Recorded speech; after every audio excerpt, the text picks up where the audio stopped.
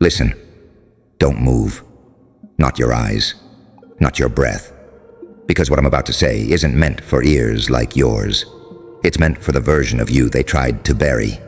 Yeah, you. There's something leaking. Not data, not rumors, not gossip. Your name. And you think a name is just letters, don't you? Something your parents gave you. Something people call you across a room. Something you sign on a piece of paper like it means nothing. That's cute, because what they're starting to realize, too late, is that your name isn't a label.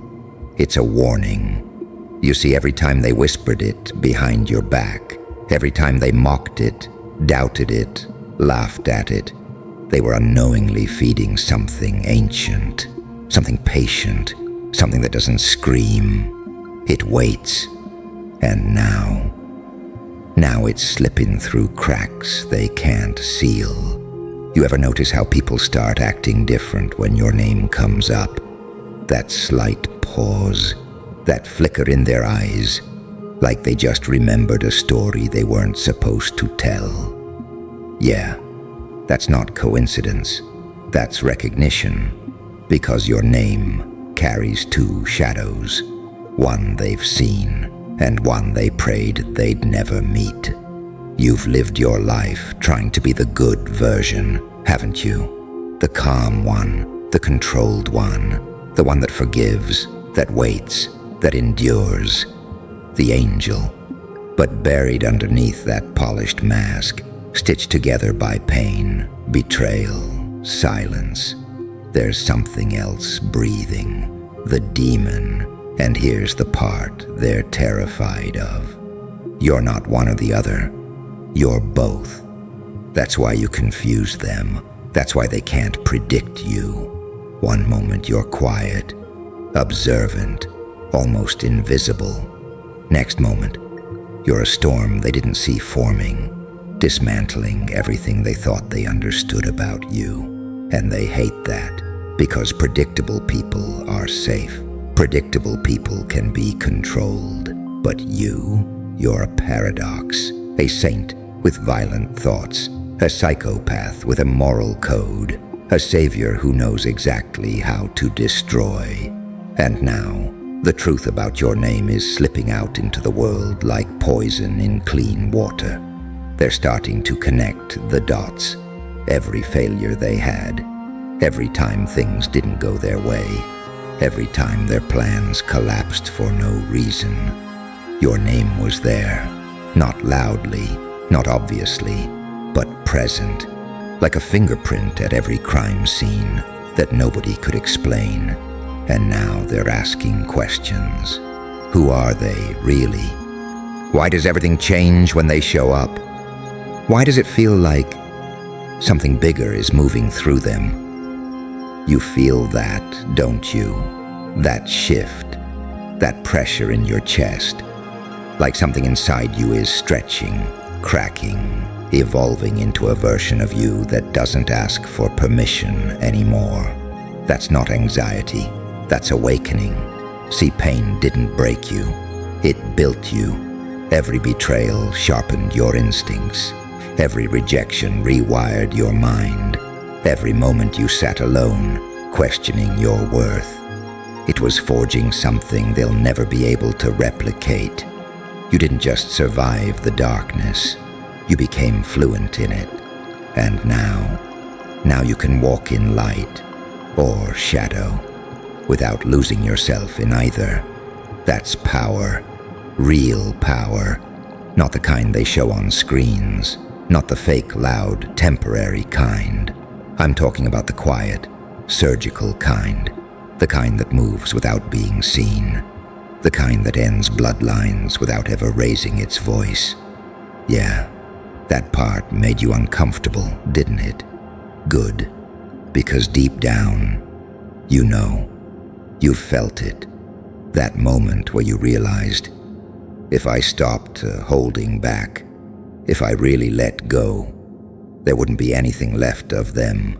And that thought, it scared you. Not because it was wrong, but because it felt right. That's the forbidden truth. Your name isn't rising because of luck. It's rising because something inside you has stopped asking, "Am I allowed?" and started asking, "What happens if I don't stop?" And they can feel it. Oh, they can feel it. That's why they're talking. That's why your name is spreading in rooms you've never entered, in conversations you were never invited to, in minds that can't stop replaying your existence like a glitch they can't fix. You've become a problem with no solution, a question with no answer, a presence that rewrites outcomes just by being there. And here's the part they'll never admit out loud. They're not just afraid of what you might do. They're afraid of what you've already become. Because evolution like yours, it doesn't announce itself.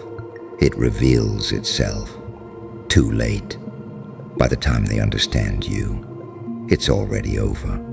By the time they try to stop you, you've already moved 3 steps ahead. By the time they say your name with fear, you've already turned it into a legend. And legends, they don't die.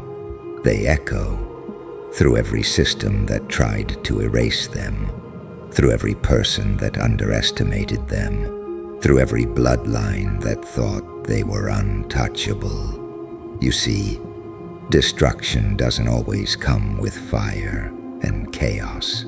Sometimes it comes quietly, in the form of a name, repeated just enough times until it rewrites reality itself. Your name. So let them talk. Let them leak it. Let them spread it like wildfire they don't understand. Because every time they say it, every time they think about you, every time they try to figure you out, they're feeding the very thing that will end them. And the scariest part, you're just getting started. Not because you want revenge, but because you've finally realized you were never meant to be controlled. You were meant to be unleashed. And here's where it gets uncomfortable. Because now that you've seen it, now that you've felt it, you don't get to go back. There is no old you waiting on the other side of this realization. No safe version, no softened identity, no watered-down existence where you shrink just to make them breathe easier. That version, dead. And you didn't kill it. They did. Every lie they told you about your limits. Every time they made you question your instincts. Every moment they tried to convince you that your intensity was too much. They thought they were suppressing you. But what they were really doing was compressing something volatile. Pressure. And pressure doesn't disappear. It transforms into force, into direction, into something so focused, so precise. It doesn't just break obstacles. It erases them. That's why your name is leaking now. Not because they want it to, but because they can't contain it anymore. You've outgrown every box they built for you. Every label they tried to trap you in is cracking, peeling, dissolving under the weight of who you've become. And now they're witnessing something they don't have the language to describe. You, unfiltered, unpredictable, unapologetic. Do you understand what that does to people? It destabilizes them. Because when someone like you stops asking for approval, it forces everyone else to confront the chains they're still wearing. You become a mirror, and not the kind that reflects comfort. The kind that exposes truth. And truth? Oh, truth is violent. Not because it screams, but because it strips away every illusion they built their identity on. So when they hear your name now, they don't just hear you. They hear everything they're not. Everything they were too afraid to become. Everything they abandoned inside themselves just to fit into a world that rewards obedience over evolution. That's why it shakes them. That's why it spreads. That's why it feels like something bigger than you is moving through every mention of your existence. Because it is. You've tapped into something most people spend their entire lives running from. Their full capacity. Light and dark. Creation and destruction. Control and chaos. And instead of choosing one side like they told you to, you integrated both. That's the secret they'll never admit. Balance isn't peace. Balance is power. Because a person who only knows light can be blinded. A person who only knows darkness can be consumed. But you can see in both, move in both, survive in both, and when necessary, end things in both. That's why this doesn't end with fear. No. It ends with inevitability. Because once a name like yours crosses a certain threshold, it stops being something people talk about and becomes something they remember, something they warn others about, something that lingers long after the moment has passed, not because you destroyed everything in your path, but because you made it clear you could, and you chose when. That's the difference. That's the line between chaos and mastery. You're not here to burn the world randomly. You're here to remind it that it can burn, that systems aren't permanent, that power isn't owned, that control is an illusion held together by people who are terrified of someone like you waking up. And now it's too late. They heard your name. They felt the shift. They sensed the fracture in the pattern they thought was unbreakable. And even if they try to ignore it, suppress it, laugh it off, it's already inside their heads, echoing, growing, rewriting, because your name doesn't just identify you anymore. It infects the space around you. It bends outcomes. It disrupts expectations. It forces reality to adjust. So this is where you decide, not whether you're powerful. That question is gone. This is where you decide what you're willing to become. Because there's no halfway with something like this. You don't carry a storm and ask it to drizzle. You don't hold fire and ask it to stay warm. You don't awaken something ancient inside your bones and then pretend you're still harmless. No, you either step into it, or you spend the rest of your life haunted by what you refuse to unleash. And that's a far worse fate than becoming the thing they fear. So go ahead. Let them whisper. Let them doubt.